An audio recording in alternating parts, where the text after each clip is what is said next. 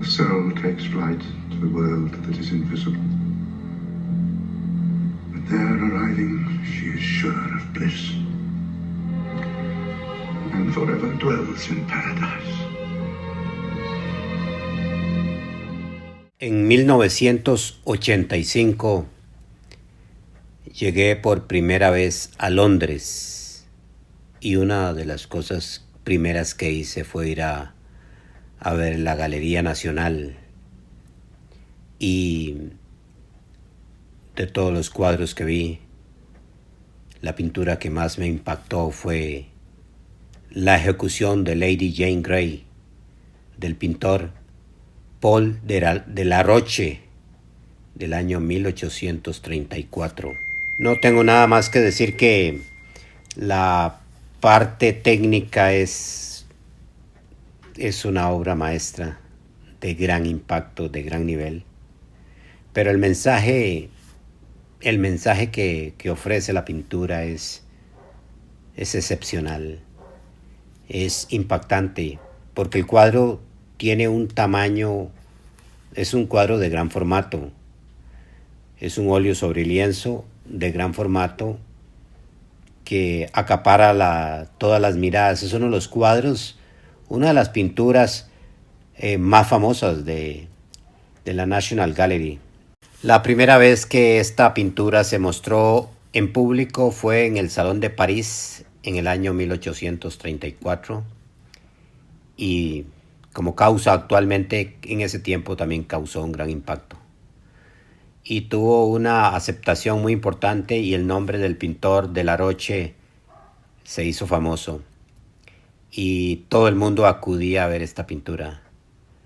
También tuvo sus gente que le criticaba, pero esta pintura nunca, no deja indiferente a nadie.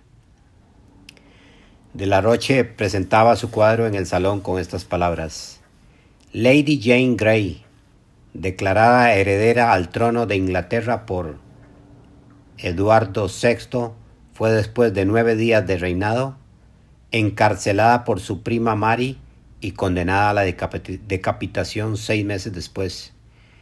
Jane Grey fue ejecutada en la Torre de Londres a los 16 años, el 12 de febrero de 1554. Esta pintura muestra a Lady Jane con los ojos vendados, a punto de ser ejecutada por un verdugo en una oscura estancia de la Torre de Londres. En la escena, Lady Jane es guiada a la pica de decapitación por Sir John Bridges, quien era teniente de la torre en aquella época. Según la narración de la ejecución recogida en la anónima crónica de la reina Jane y los 2 años de la reina Mary, en cuanto Jane se situó frente a la pica de ejecución, dijo a los presentes: «Buenas gentes, hoy vengo aquí a morir, condenada a juicio. La reina María había sido injustamente apartada del trono, injusticia consentida por mi persona. Con este acto lavaré mis manos en inocencia, ante Dios y ante vosotros en el día de hoy». Entonces Lady Jane recitó el Salmo 51, se retiró los guantes que entregó a una doncella. El verdugo le pidió el perdón y ella se lo dio. Lady Jane le solicitó a su vez una muerte rápida y le dijo: «Una vez posada mi cabeza en la pica, ¿me quitará la venda con la que he de cubrir mis ojos?». A lo que el verdugo respondió: «No, señora». A continuación la joven se vendó los ojos. Jane se había resuelto a morir con dignidad, pero una vez tapados sus ojos, falló al intentar localizar la pica por sus propios medios. Este hecho la derrumbó. Jane comenzó a temblar y le invadió el pánico y gritó: «¿Qué debo hacer? ¿Dónde está? ¿Qué debo hacer?». Tras unos segundos de confusión en los que los acompañantes no reaccionaban, una mano desconocida, probablemente de alguien del personal de la torre, subió a la plataforma y ayudó a Jane a encontrar su camino a la pica, y así conservar su dignidad en sus últimos minutos de vida. Es este el momento que de la Roche elige para contarnos la historia. Supo transmitir la vacilación de Jane en ese momento y sobre todo el gesto del teniente de la torre para ayudarla a morir con dignidad. De hecho, el gesto con el que con el que la guía me parece uno de los grandes aciertos del cuadro. Esa dulzura con la que la conduce está magistralmente descrita. Las fuentes de inspiración de La Roche eran muy variadas. En una obra se mezclan muchos de los intereses que tenía el pintor. Le gustaba la historia inglesa, leyendas medievales, la estética teatral, la obra de Jacques-Louis David y la pintura religiosa. A De La Roche le importaba mucho la fidelidad a la época histórica a pesar de las licencias artísticas que se tomó. Por ejemplo, en aquella época las ejecuciones eran públicas y al aire libre. Desconozco cuándo tuvo conocimiento de la historia de Jane, pero se documentó sobre la época, incluyendo un viaje a Londres en 1827, expresamente para visitar el escenario de lienzo y recabar detalles de la torre que utilizaría para la pintura. Estudió la historia de Jane Grey y la época a través de la documentación y grabados ingleses. Uno de estos grabados, la ejecución de la reina de Escocia en 1795 de William Shelton, según John Opie, contempla una distribución muy semejante a la del cuadro desde La Roche, por lo que le acusaron de plagio.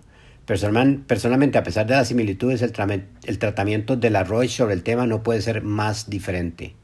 Más que un plagio, lo considero una fuente de inspiración. El primer boceto que realizó este cuadro está fechado en 1930, consiste en una serie de viñetas en las que se esboza la idea.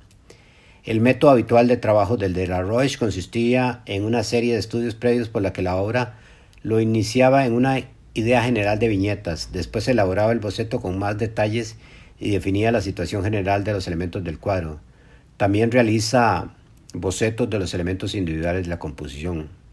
El siguiente paso consistía en un esbozo a color, que es en este caso una acuarela, donde definía los espacios, volúmenes, tonos y la composición en general del cuadro. Después pasaba a los bocetos al lienzo definitivo y comenzaba a pintar. De La Roche utilizó modelos reales con cierta frecuencia, en este caso la modelo para Jane Grey fue la actriz de la comedia francesa Mademoiselle Anais, una mujer con la que el pintor mantuvo una relación sentimental. El modelo del teniente de la Torre se cree que fue Charles Guyon. De La Roche sentía debilidad por las víctimas, por los mártires y por reflejar los momentos en que sus personajes se vuelven vulnerables. Ejemplos como Jane Grey fue María Antonieta ante el tribunal, 1851, Strafford en su camino a la ejecución, 1835, Napoleón en la víspera de su primera abdicación, el 4 de abril de 1814, y Juana de Arco en prisión, 1824, así lo reflejan. Nos mostró los momentos de derrota de grandes personajes y un instante de debilidad que el genio de La Roche inmortalizó, transformándolos en belleza.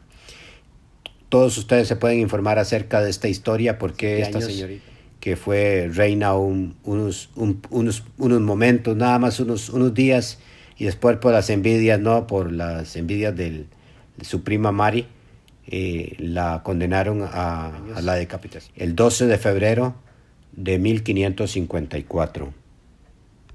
Mary, y estudiosa, también era una protestante fanática. Cuando solo tenía 15 años, se vio envuelta en un siniestro complot de John Dudley. El objetivo era ponerla en el trono después de la muerte del rey Eduardo VI, pero terminó trágicamente para la joven, siendo un reinado de solo 9 días. La popularidad de la reina María empezó a caer cuando decidió comprometerse con el príncipe español Felipe, el futuro Felipe II de España. Al pueblo inglés no le gustó este compromiso y los consejeros de la reina vieron peligro en la corona.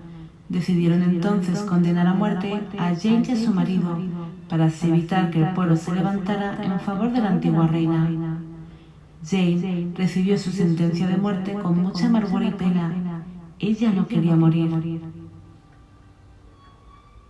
Una hora después de la muerte de su marido, Jane se encontraba entre el pueblo enfurecido que pedía su cabeza. Ella dio un pequeño pero emotivo discurso donde dejó muy claro que ella no había querido ser jamás reina y pidió que oraran por su alma. Después de esto fue decapitada. Jane falleció con tan solo 16 años y solo reinó durante 9 días. Fue enterrada junto a su marido en la capilla de San Pedro, en la Torre de Londres. Bueno, ahí para los que más les quieren investigar sobre el asunto, impactante que esta pintura motiva pues a investigar más y ver cómo son las cosas en los círculos del poder.